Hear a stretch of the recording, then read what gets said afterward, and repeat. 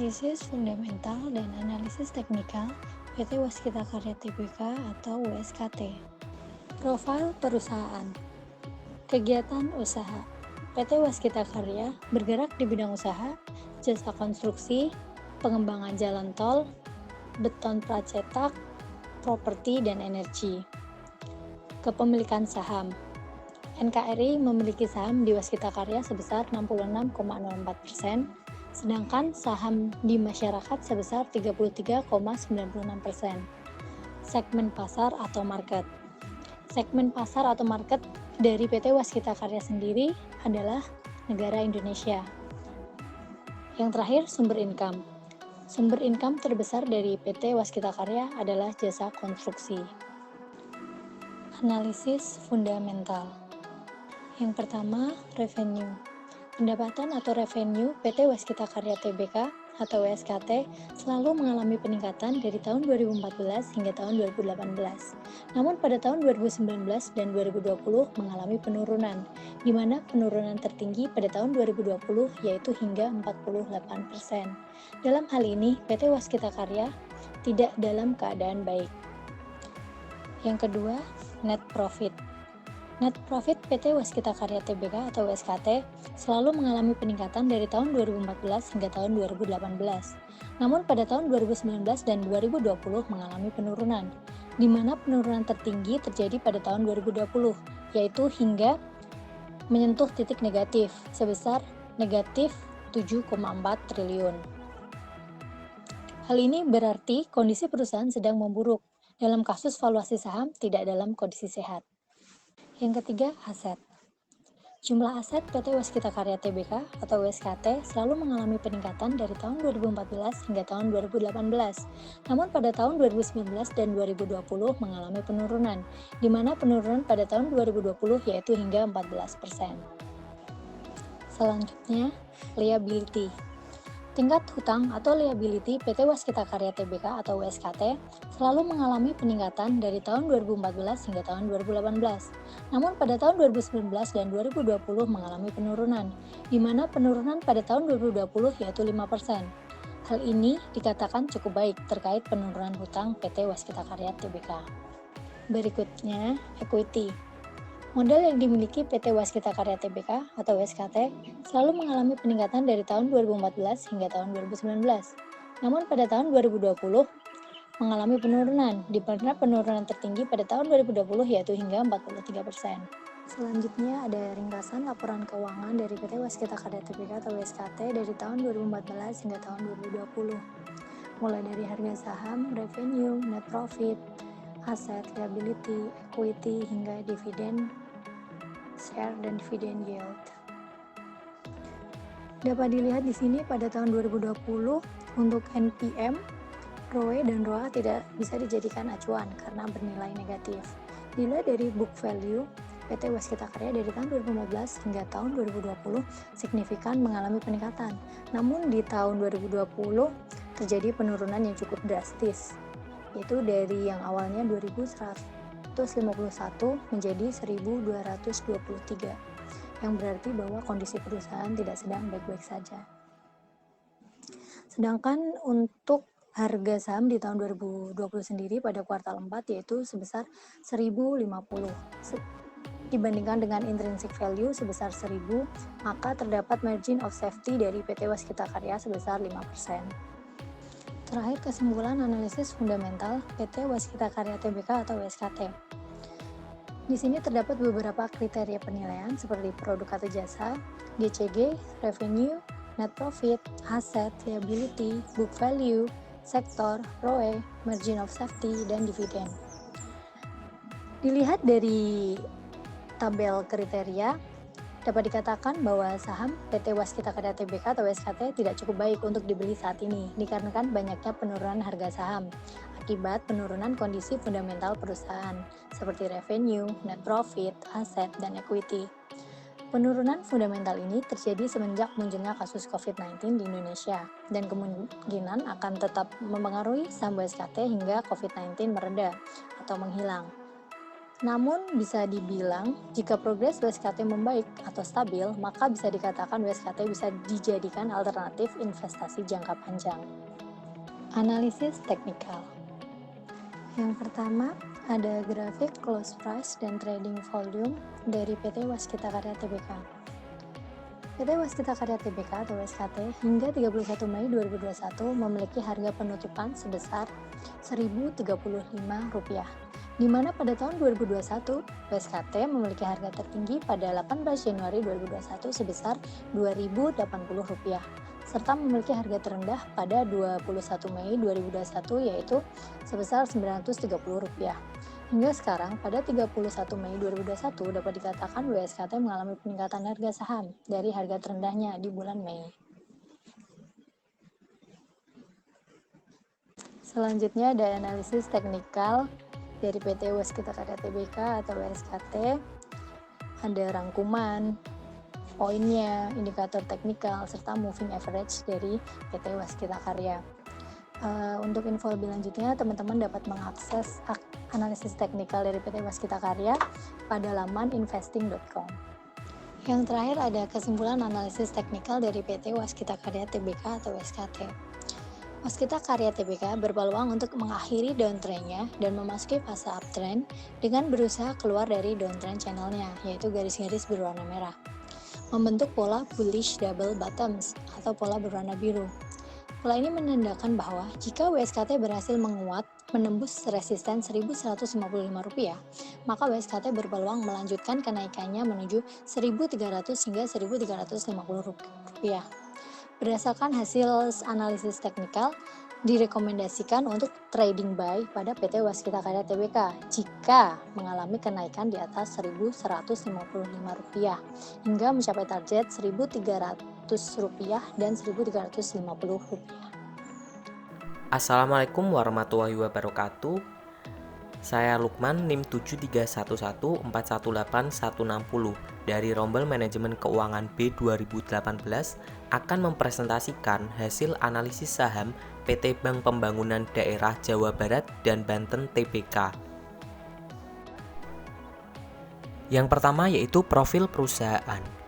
PT Bank Pembangunan Daerah Jawa Barat dan Banten merupakan bank BUMD milik pemerintah Provinsi Jawa Barat dan Banten yang didirikan pada 20 Mei 1961. Bank BJB melakukan penawaran saham perdana atau IPO pada tanggal 8 Juli 2010 dengan kode saham BJBR. Kepemilikan saham dimiliki oleh Pemda Provinsi Jawa Barat sebesar 38,18%, Pemda Provinsi Banten sebesar 5,29%, Pemda Kota Kabupaten se-Jawa Barat sebesar 24,03%, Pemda Kota Kabupaten se-Banten sebesar 7,87%, dan publik atau masyarakat sebesar 24,64%. Untuk afiliasi, anak perusahaan meliputi Bank BJB Syariah sebesar 99,07%, PT BPR Intan Jabar sebesar 33,88%, dan PT BPR Karya Utama Jabar sebesar 37,97%. Untuk kantor pusat Bank BJB sendiri berada di Bandung, Jawa Barat. Untuk selanjutnya, kita akan melakukan analisis fundamental PT Bank Pembangunan Daerah Jawa Barat dan Banten. Yang pertama yaitu pendapatan dan laba bersih. Dapat dilihat pada grafik bahwa total pendapatan PT Bank Pembangunan Daerah Jawa Barat dan Banten selalu mengalami kenaikan selama kurun waktu 4 tahun terakhir. Pada tahun 2017, total pendapatan perusahaan mencapai 11,74 triliun. Tahun 2018 mengalami kenaikan menjadi 12,34 triliun. Tahun 2019 mengalami kenaikan menjadi 12,57 triliun dan tahun 2020 mengalami kenaikan menjadi 13,55 triliun. Grafik tersebut juga menunjukkan kenaikan laba bersih PT Bank Pembangunan Daerah Jawa Barat dan Banten selama kurun waktu 4 tahun terakhir. Laba bersih tahun 2017 mencapai 1,21 triliun, laba bersih di tahun 2018 mencapai 1,55 triliun, laba bersih di tahun 2019 mencapai 1,56 triliun, dan laba bersih di tahun 2020 mencapai 1,69 triliun. Yang kedua yaitu aset dan kewajiban. Grafik tersebut menunjukkan bahwa total aset PT Bank Pembangunan Daerah Jawa Barat dan Banten mengalami kenaikan dari tahun 2017 hingga 2020. Pada tahun 2017, total aset perusahaan mencapai 114,98 triliun. Tahun 2018 mengalami kenaikan menjadi 120,19 triliun. Tahun 2019 mengalami kenaikan menjadi 123,53 triliun dan tahun 2020 mengalami kenaikan menjadi 140,93 triliun. Total kewajiban PT Bank Pembangunan Daerah Jawa Barat dan Banten (TBK) dari tahun 2017 hingga 2020 juga selalu mengalami kenaikan. Total kewajiban tahun 2017 mencapai 104,92 triliun. Total kewajiban di tahun 2018 mencapai 108,95 triliun. Total kewajiban di tahun 2019 mencapai 111,54 triliun dan total kewajiban di tahun 2020 mencapai 128,97 triliun. Nilai aset yang lebih besar daripada kewajiban mengindikasikan bahwa perusahaan tersebut memiliki fundamental yang baik. Analisis fundamental yang ketiga yaitu analisis rasio.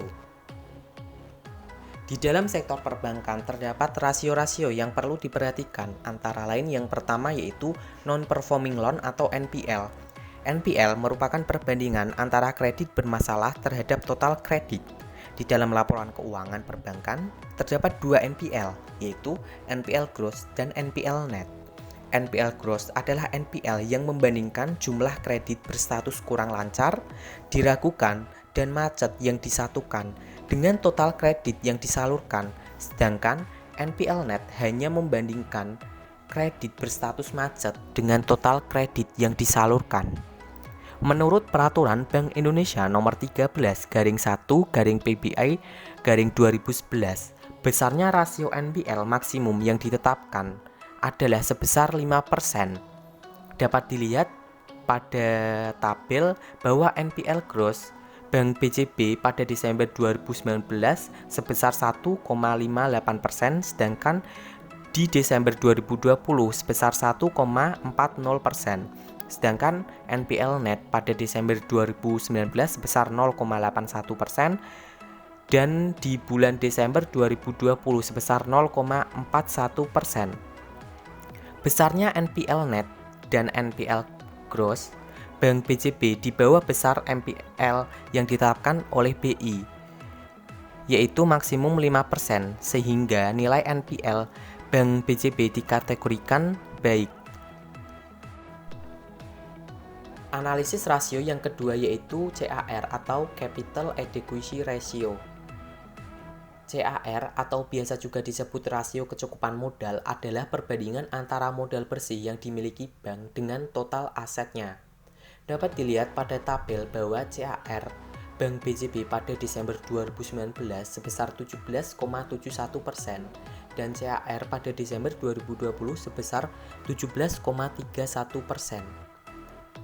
CAR Bank BJB dikategorikan baik karena di atas CAR minimum yang ditetapkan Bank Indonesia, yaitu lebih dari 9%. Semakin besar angkanya, maka semakin bagus banknya. Karena itu, berarti modalnya semakin kuat. Kalau dibandingkan dengan rasio fundamental pada emiten umum, CAR mirip dengan EAR atau Equity to Asset Ratio alias rasio modal terhadap aset. Analisis rasio yang ketiga yaitu Net Interest Margin. Net Interest Margin merupakan rasio yang menunjukkan kemampuan manajemen bank dalam mengelola aktiva produktifnya untuk menghasilkan pendapatan bunga bersih. Semakin besar rasio ini, maka meningkatkan pendapatan bunga atas aktiva produktif yang dikelola bank, sehingga kemungkinan bank dalam kondisi bermasalah semakin kecil. Menurut Peraturan Bank Indonesia Nomor 13/1/PPI/2011, standar terbaik net interest margin dari rata-rata perbankan adalah 5%. Dapat dilihat pada tabel bahwa net interest margin Bank BCB pada Desember 2019 sebesar 5,75% dan pada Desember 2020 sebesar 5,39%. Net interest margin Bank BCB dikategorikan baik karena di atas net interest margin minimum yang ditetapkan oleh Bank Indonesia. Analisis rasio yang keempat yaitu loan to deposit ratio atau LDR. LDR merupakan rasio pembiayaan terhadap dana pihak ketiga yang diterima oleh bank. Bank Indonesia menetapkan batasan rasio penyaluran kredit atau loan to deposit ratio ideal perbankan sebesar 75% hingga 105%. Dapat dilihat pada tabel bahwa nilai LDR atau loan to deposit ratio Bank BCB pada Desember 2019 sebesar 96,07% dan pada Desember 2020 sebesar 86,32%. Nilai loan to deposit ratio Bank BCB dikategorikan baik karena memenuhi standar yang ditetapkan Bank Indonesia yaitu sebesar 75% sampai 105%. Analisis rasio yang kelima yaitu return on asset atau ROA. Return on asset merupakan rasio yang digunakan untuk mengukur kemampuan manajemen bank dalam memperoleh keuntungan secara keseluruhan. Semakin besar ROA suatu bank, semakin besar pula posisi bank tersebut dari segi penggunaan aset. Menurut Peraturan Bank Indonesia Nomor 13/PPI/2011, standar terbaik return on asset adalah lebih dari 1,5%.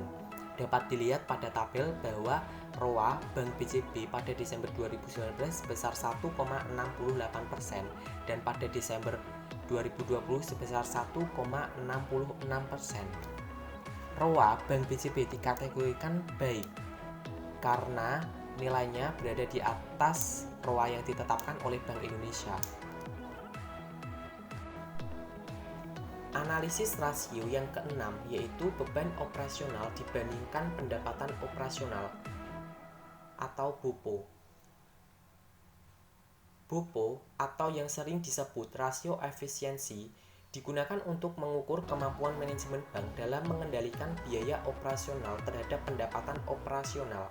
Semakin kecil rasio ini berarti semakin efisien biaya operasional yang dikeluarkan bank yang bersangkutan, sehingga kemungkinan suatu bank dalam kondisi bermasalah semakin kecil.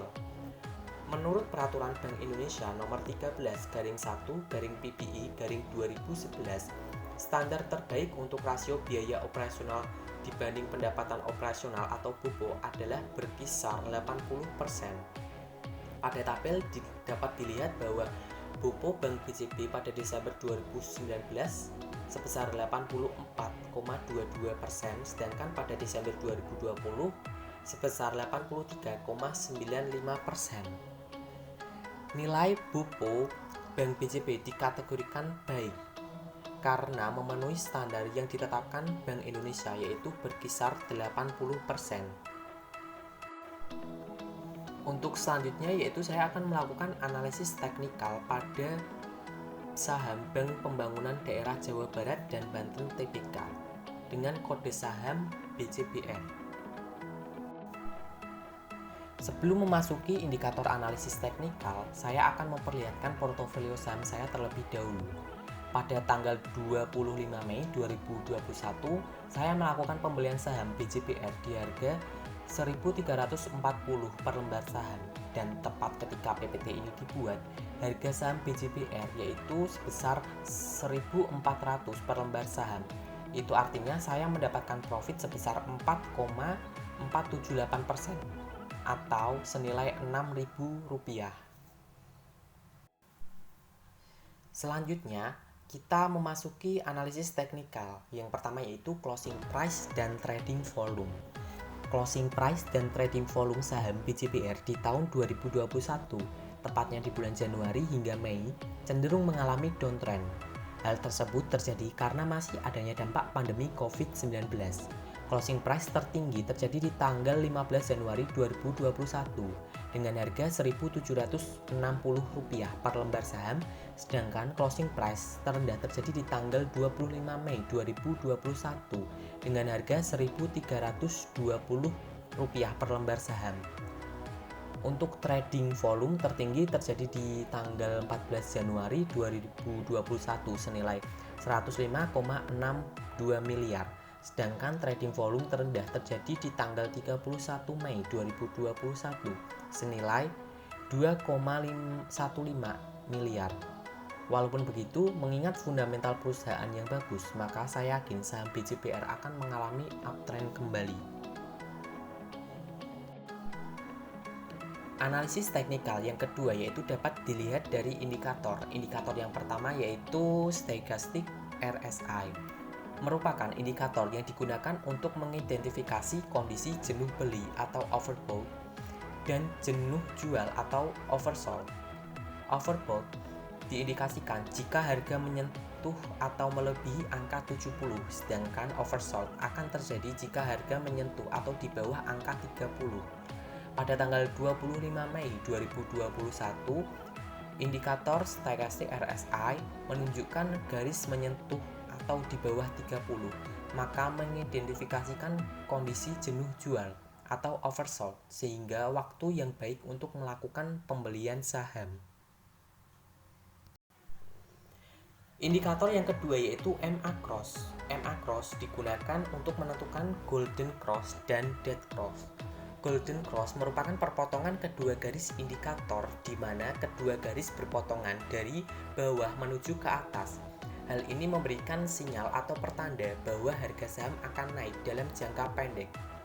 Sedangkan Dead Cross merupakan kebalikan dari Golden Cross, di mana Dead Cross terjadi ketika kedua garis indikator saling berpotongan dari atas ke bawah. Hal ini menunjukkan bahwa harga saham dalam jangka pendek akan turun. Pada chart tersebut, saya menggunakan MA5, artinya pergerakan harga rata-rata 5 hari ke belakang untuk warna merah, dan MA20 artinya pergerakan harga rata-rata 20 hari ke belakang untuk warna hijau. Bisa dilihat pada tanggal 7 April 2021 terjadi Golden Cross, yaitu kedua garis MA saling memotong ke atas. Bisa diperhatikan tanda plus biru, sehingga harga saham terjadi kenaikan. Pada tanggal 19 April 2021 terjadi Dead Cross, yaitu kedua garis MA saling memotong ke bawah. Dapat diperhatikan pada tanda plus biru, sehingga harga saham terjadi penurunan.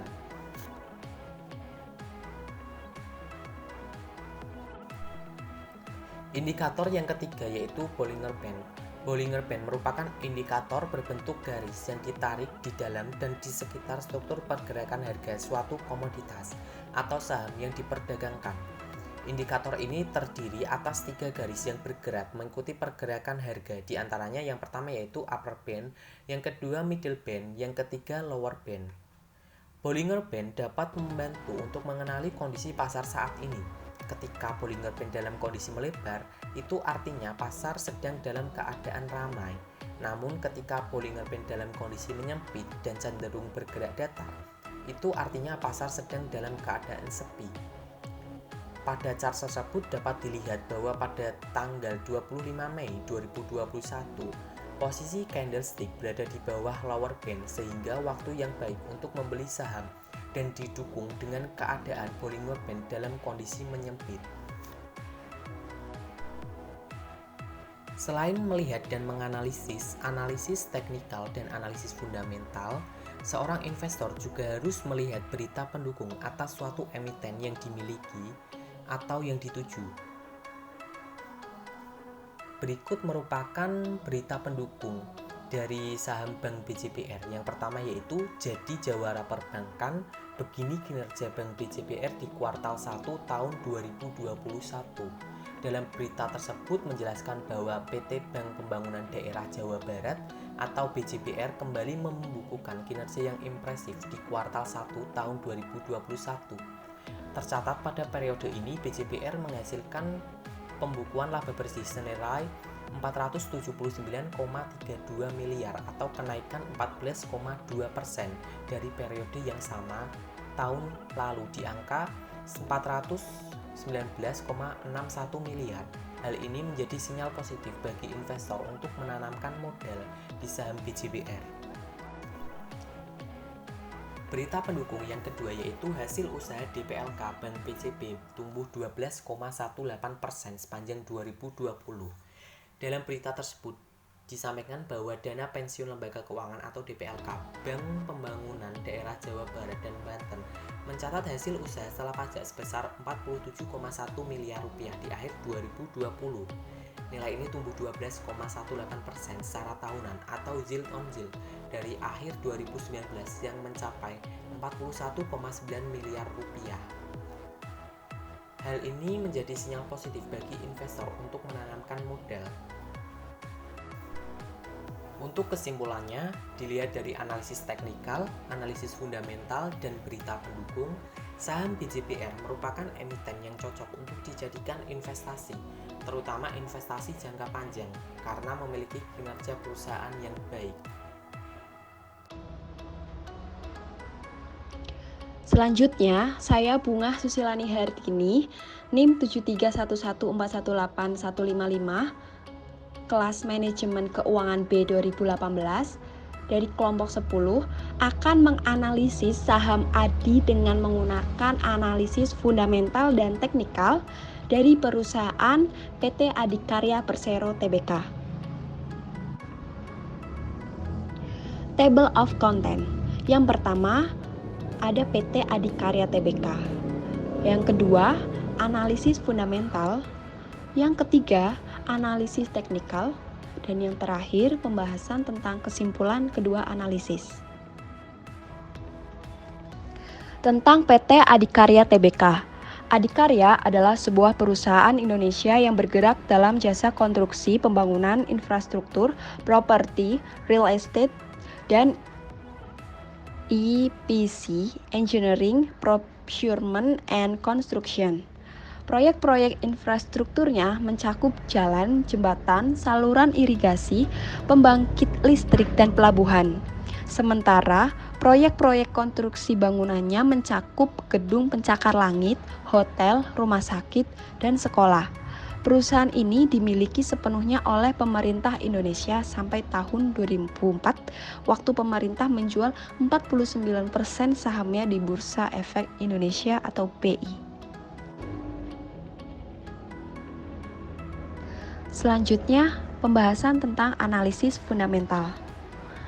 Di sini terdapat tabel ikhtisar keuangan dari PT Adikarya Tbk berupa laba rugi dan penghasilan komprehensif konsolidasian selama 5 tahun terakhir.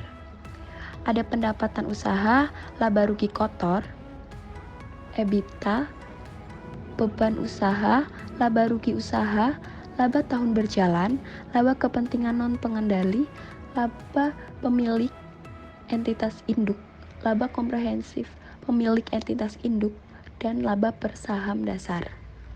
Dan di sebelah kirinya ada tabel laporan posisi keuangan neraca konsolidasian selama 5 tahun terakhir, berupa jumlah aset, jumlah liabilitas, jumlah ekuitas, utang berbunga, modal kerja bersih, investasi pada entitas asosiasi, dan yang terakhir belanja modal.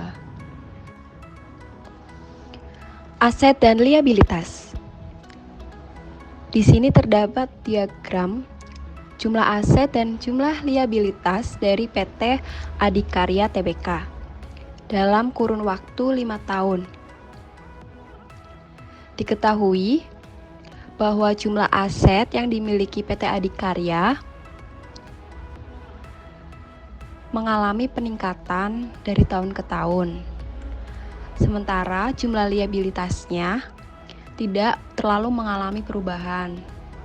Dan yang paling penting, nilai aset tidak lebih rendah dari nilai liabilitas perusahaan.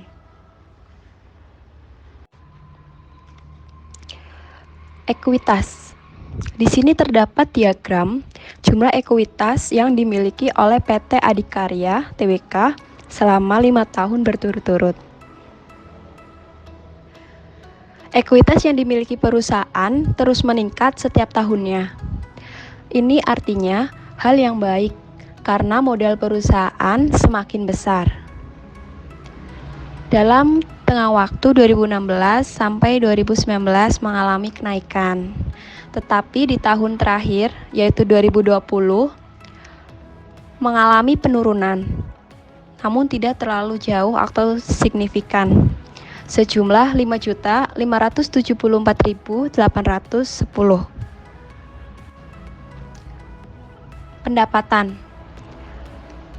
Dapat kita lihat di sini ada diagram yang memuat pendapatan usaha dari PT Adikarya.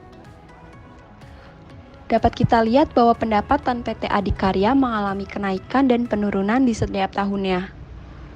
Artinya, pendapatan perusahaan tersebut tidak stabil. Disusul adanya pandemi di tahun 2020 yang mengakibatkan penurunan yang cukup jauh senilai 10.827.682.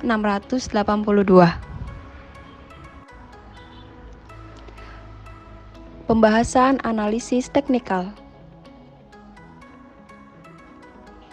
Gambar tersebut adalah grafik saham dari PT Adikarya Persero.